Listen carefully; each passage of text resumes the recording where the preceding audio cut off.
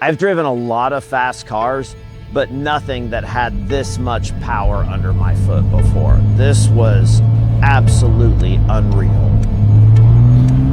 Okay, here we go.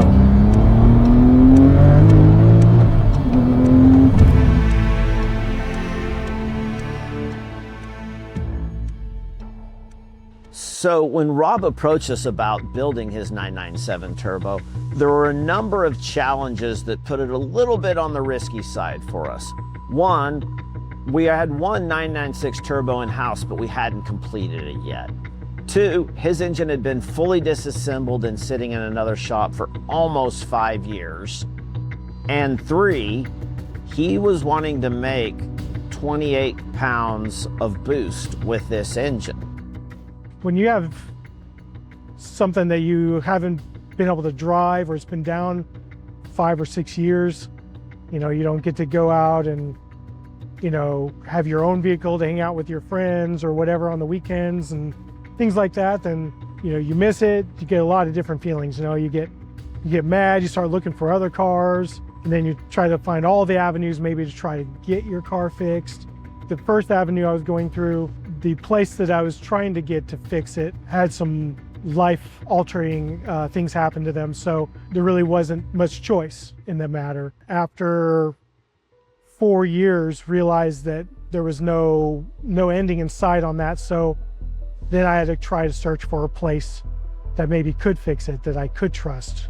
We'd never even built the dyno out yet to handle a 996 or 997 turbo engine. So we knew we had a lot of work left, not only just to build it, but also to be able to properly test it. I was in one of the 911 groups. It might have been the Engine Guru group. And then I saw a post, and then I saw Brandon post a few, and then I saw more of his posts, and then realized he had a company called Slakker. And I thought, oh, that's pretty cool. And then realized they were local. The hurdle though, they didn't do any turbos at the time, 0. So that's when I called Brandon. I was like, I gotta see if this guy will make an exception. It's not unusual for us to take on a rebuild that was started by another shop and partially disassembled and maybe is somewhere in the process, because pretty much all we do is 99 through 08 Porsche engine rebuilds.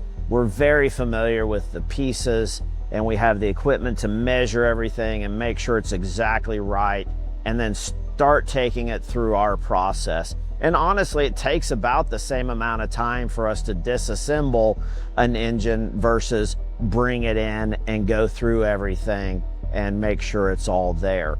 And then we just pick up in our process from that point. Of course, he was kind of like, well, you don't do turbos. Kind of did a pause. Then he finally says, you know what, you're local. You told me the story. Maybe we just gotta take a look at it. Come on over. Let's meet in person. We were essentially building it back the way it was, only stronger, with upgraded pistons, upgraded rods. And so we knew it was going to be a stronger engine that was going to be asked to make the same amount of power. You could see in his brain his wheels turning. And I think at that point he's like, okay, we'll take a look at one and see how viable it is for us, since, you know, they haven't touched any at that point. And so that gave us the confidence to agree to take this one on. So then it was another round of identifying and locating missing pieces until we finally got everything we needed to get it back up together. And when we did, oh my goodness. When you have someone that has a place like this with this caliber, you know that you have to be that much more invested into the company. So you know that they're not gonna mess around. Like, if he says yes, he's gonna do something, that's his word. And you can't really be a person who just hop around on your word, go back and forth on it, if you're gonna have a place like this and be able to keep a place like this. So when we went to dyno this engine, the plan from the beginning was just to ease our way into it. My goal is 850. 850? That's my goal. We're getting... My goal is 850. I like 850. Whatever Rob's goal is, that's mine. And so we just started in A. We went through our full break-in process with it naturally aspirated to make sure the engine was mechanically sound. And then we installed the turbos, we installed the intercoolers. It took a little while to fabricate what we needed in order to be able to test it. And then we began the first round of adding boost and easing it up. And that was all pretty tame, pretty mild, wasn't anything too crazy.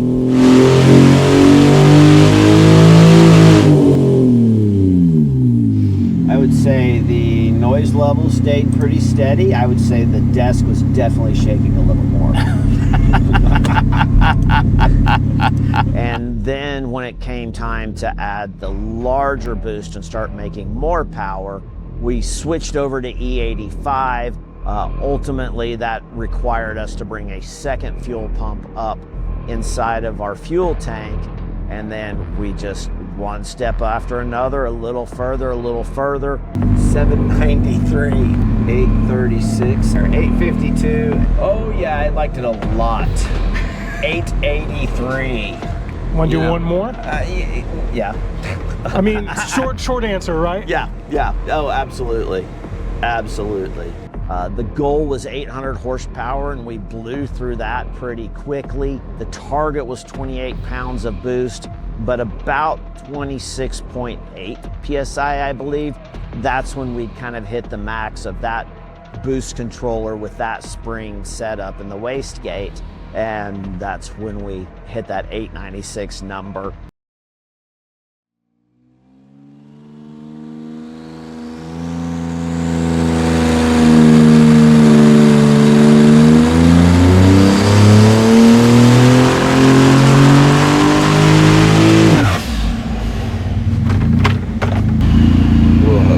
Okay.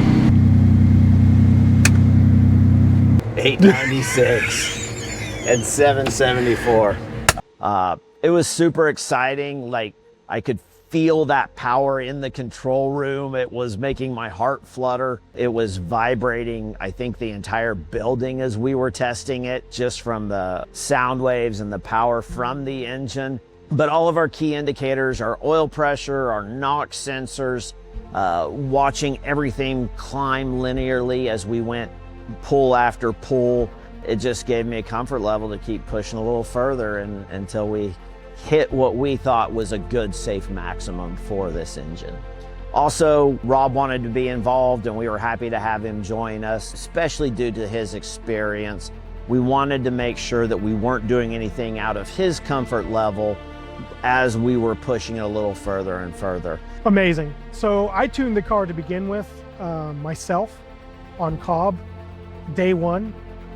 Honestly, I would have been kind of sad if I didn't have to have some kind of hands-on. It was a great experience to be able to go in and not only see my car dyno, but they have hands-on again to assist with it, for sure. See how it starts. Oh yeah.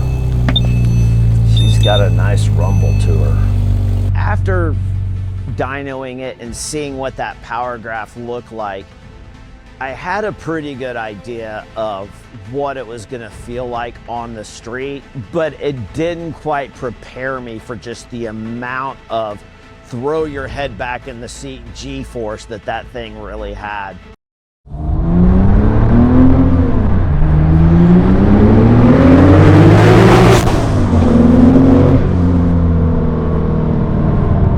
Holy cow. That was intense.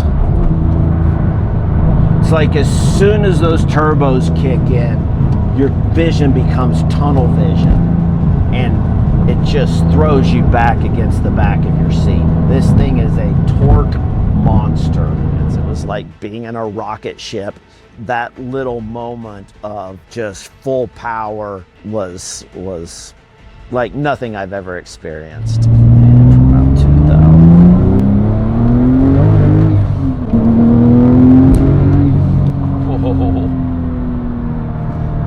I don't even know what to say. Like, that was 90 before I could even blink. This thing is so freaking fast. This is unbelievable.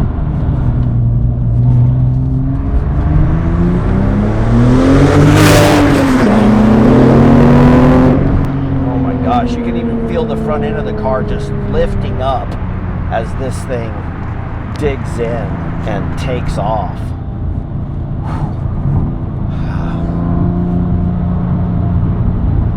I don't know what to say. This is crazy. This is the fastest car I've ever driven in my life, bar none.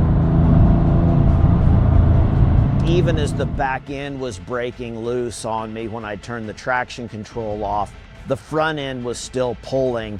And so it was really easy to keep it kind of straight and under control as I was just asking for everything it had. Yeah, that was a fun experience. I know we're super proud of it being the most powerful car that we've built to date, and looking forward to him having many years of enjoyment out of this engine. Companies like this honestly are in a position to take advantage, and they can take little advantage or they can take big advantage. I never once felt taken advantage of, and he did not take advantage. So when you have a place that can take your before and then put your dream, if that's what you want to call it, and to some this is their dream, and this was my dream car, and can put it back together from shambles, before and after speaks volumes. So that met expectations 100%. The way it was handled and how meticulous they were, I would say exceeded expectations. I think this has many, many more years to come. So I'm really looking forward to Rob getting it back and having a chance to get out there and show everyone what a 896 horsepower Slakker turbo engine can really do.